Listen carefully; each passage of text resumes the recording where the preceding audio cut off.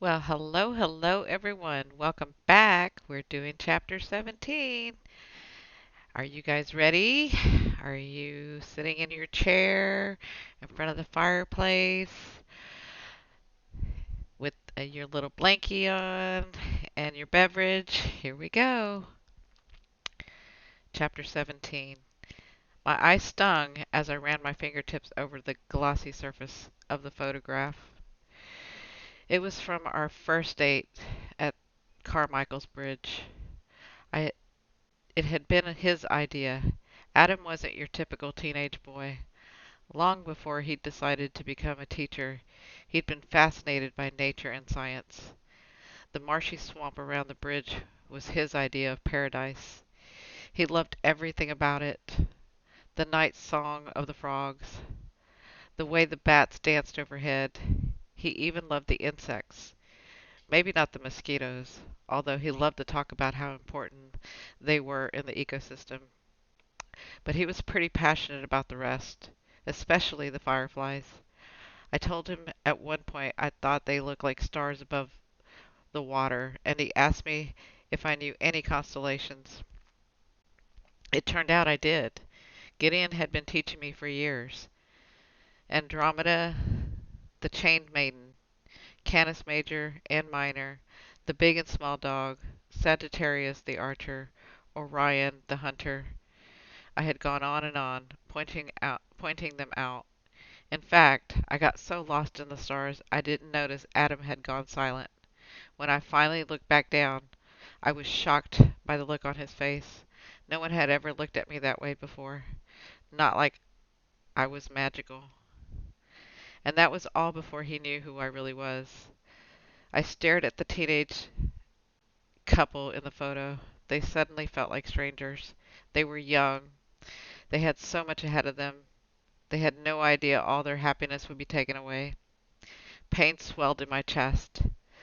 The same pain that always hit me when I had a happy memory of Adam. It didn't matter what it was always replaced with the memory of that day.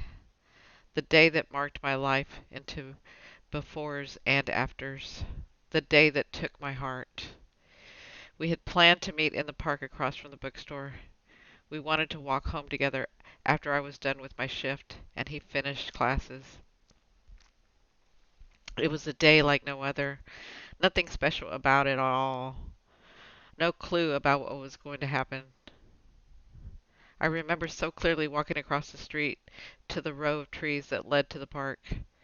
They were bright green in the afternoon sun, so alive with the first blush of spring, and the air was rich with that fresh, cool scent of the earth that comes after the snow melts.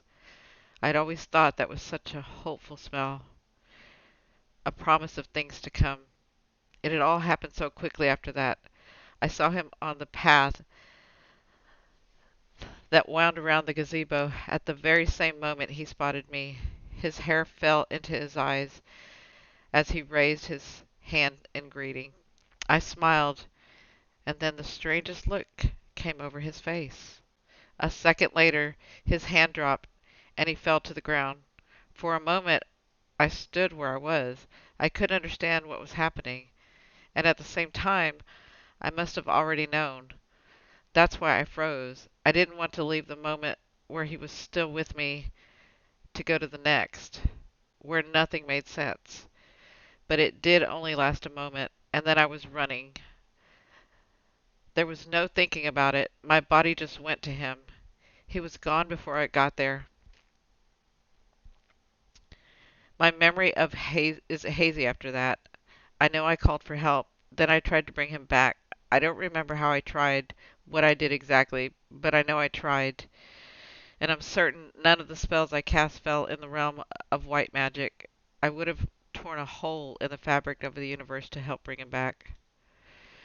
Someone told me afterward that the paramedics found me unconscious when they arrived on the scene, my head resting on Adam's chest.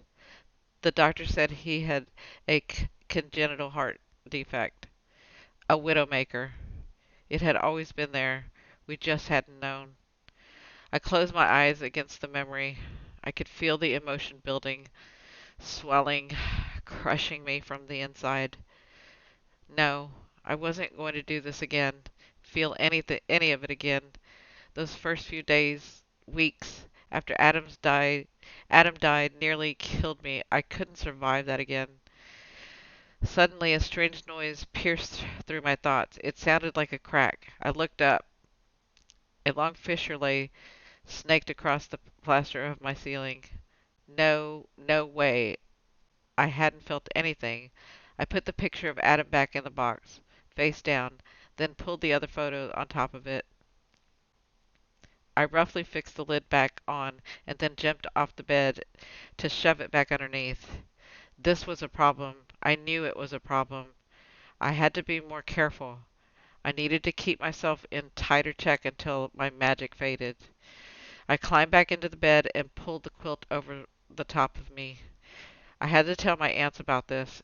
Given everything going on, now was not the time for me to be losing control of my magic. But I also knew what telling them would mean. Nora would use it as proof she was right about everything. But I had just slipped. I knew looking at the photo was a bad idea. It wouldn't happen again.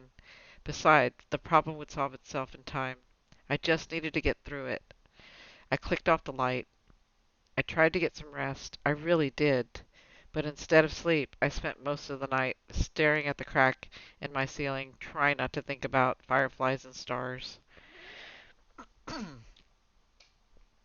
I woke the next morning to the sound of the loft's window panes rattling. I peeked outside at the wind whipping leaves from the trees. The sky was a fast-moving mishmash of dark clouds and patches of blue sky. My grandmother would have called it a topsy-turvy sort of day. I could still hear her telling me, "Bren, sometimes the sun lifts you up, sometimes the clouds bring you down. But if you're a smart witch, you'll ignore all that and ride the wind." I dressed quickly. I was going into town again. I had gone to town more times this week than I had in the previous year. I had to admit my aunts were right. Not about the magic, but about having a purpose. Despite how truly awful the circumstances were, I was doing something, and that felt good. I hurried down the steps of the garage, wrapping my scarf around my neck. It was definitely a cold one. I was about to turn to take the long way into town when I heard, "Bryn! Bryn Warren!" I circled in the direction of the voice, but for a second I couldn't see anyone. All I could see were the gates of the graveyard. I closed my eyes. "Get a hold of yourself, Bryn." When I opened them again, I spotted a woman who had called out to me.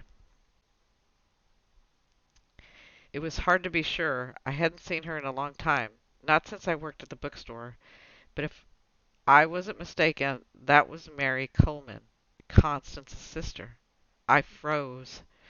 I had been meaning to speak with her, even if she had no part of her sister's murder. There were a few people better positioned to give insight into Constance's life.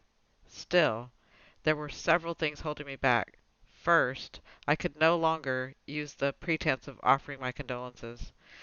Not that the condolences themselves were pretense. I did want to express to Constance's family how terrible I felt about what happened.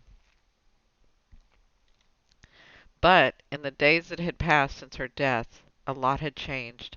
My family was being investigated, a fact Mary had to be aware of by now. And if Williams was right, her daughter was spearheading the effort behind tomorrow's town hall meeting, which seemed centered on our family.